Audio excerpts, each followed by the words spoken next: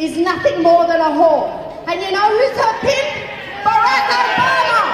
Barack Obama is her pimp, and his brothels are the embassies across the Middle East and the rest of the world. SISI, Kerry, Patterson and Netanyahu are all just patrons of his brothels. I say that because the West will never cease to force democracy down the throats of Muslims. When some Muslims in Egypt were patrons, willing to accept democracy for their country, their vote meant nothing. It wasn't honoured. Why? Because the result didn't suit the axis of evil. And who is the axis of evil? It is America, it is Israel, and it is Europe. Does anybody remember when Hamas was rightfully elected in Palestine? Their vote wasn't counted. Why? Because it didn't suit their masters, the imperial masters. They want you to vote for who they want in, and if you don't, they don't accept it. Those illegitimate tyrants in Egypt who slaughtered and burned 3,000 innocent women and children this week on their Eid in Rabat Adawiya Mosque, they are now running Egypt. I won't say they're the current government like the United Nations and America and everywhere else. I won't say that because they're illegitimate. They're tyrants. It was a clear coup. It was a coup that happened in Egypt. But how the recognition was instant. Why was it instant? Because it suited the West. The current coup ringleaders are proposing to ban the Muslim Brotherhood. They may well do that. The Muslim Brotherhood was also banned in 1954 and Morsi became president. I say to you that they may dissolve the Muslim Brotherhood, but they will never, ever dissolve Islam. They will never dissolve or extinguish the light of Islam. Inshallah.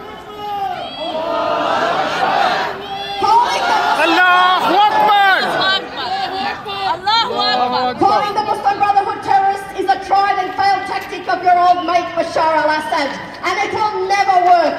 Remember also that Nelson Mandela was one day labelled a terrorist. And if you are not careful, as Malcolm X said, you will have the media loving those who are doing the oppression and hating the oppressed. President Morsi was supposedly taken out because of his failures in office. If that was the case, why was Julia Gillard not taken out when she failed to deliver on her election promises? And Obama on his many unfulfilled election promises, including the now infamous promise to close Guantanamo Bay. Why were they not taken out and removed? When Bob Hawke failed miserably to end poverty for children in Australia by 1990, did we arrest him? Did we depose him? Yes! If Tony Abbott promises us the world next month but fails to deliver in his first year in office, will our army and Rudd conspire to take him out? Is that how it is? Yes! Will innocent Australians who voted for Abbott be slaughtered on the streets of Canberra? What if they were burned alive in churches in Canberra? Or does that only apply to Muslim lands? I say to you all here today and the rest of the world, we know during Morsi's rule that he was sabotaged from every angle. He was sabotaged by the US and Israeli-backed opposition. We know how your game was played. Democracy is an illusion. It's a very nice theory, but it's man-made and it's a fallacy. To the Coptic Christians of Egypt, do you not know your own history? Was it not a Muslim ruler that gave you sanctuary when the Romans were killing you? How quickly you are forgotten! Allahu Akbar! Allahu Akbar! Allahu Akbar! La ilaha illallah!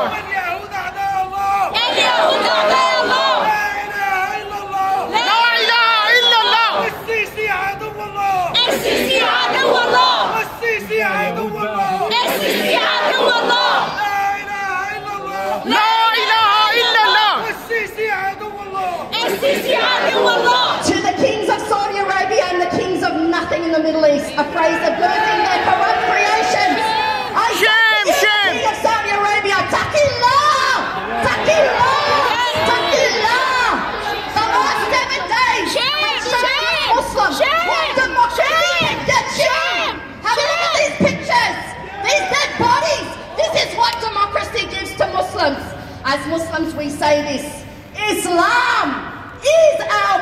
Constitution. Allahu Akbar. Allah Ta'ala is the source of all authority, including legitimate political authority. Virtue is our highest value, not lobbyists or centrists or leftists or rightists. Allah's law only should govern our Muslims' lands. Stop invading us on the basis of your deceit and lies to steal our resources. We, just like you, we want peace. We want our future generations to live in peace and have happy lives. And we don't want our children to experience war, death and massacres like we all saw in Egypt this week. Over 1400 years ago, a great man, a prophet of God, received the blessed Quran. Through that Quran and his Sunnah, he gave us direction. He gave us hope and light to his billions of followers, even to us Muslims standing here today. I'm shedding light on the travesties, not just in Egypt, but in Palestine, in Burma, and Somalia, and a list that's sadly so long. I can't mention it all here today. Allahu Akbar. Allahu Akbar. Allahu Akbar. The Western Constitution,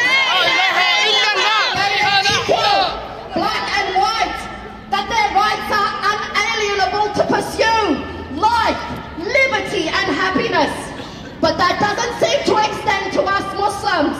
Where are our rights? Or we don't have our rights because we say La ilaha illallah. La ilaha illallah. Where are our human rights to that same liberty, that same peace, that same happiness? Were those rights on display in Egypt this week? It seems if you're a Muslim these days, you are entitled to one thing.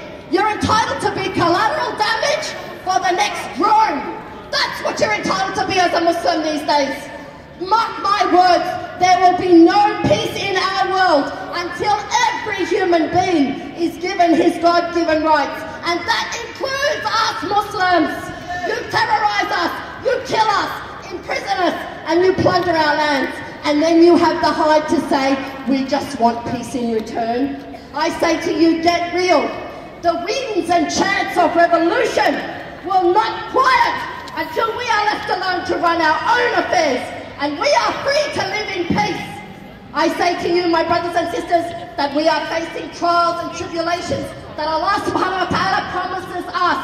If the prophets of Jesus, Moses and Abraham were tested, then who are we? I will speak now in closing. We Muslims have a dream that one day this mighty ummah of Muhammad sallallahu alayhi wa sallam will rise up and uphold the deen of Islam and the true meaning of La ilaha illallah.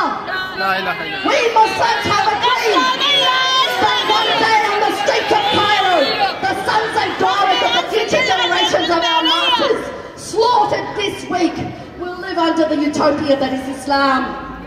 We Muslims have a dream that one day our Muslim lands will be places of peace and justice, and that the stinking hypocrisy of democracy will just be a bad memory.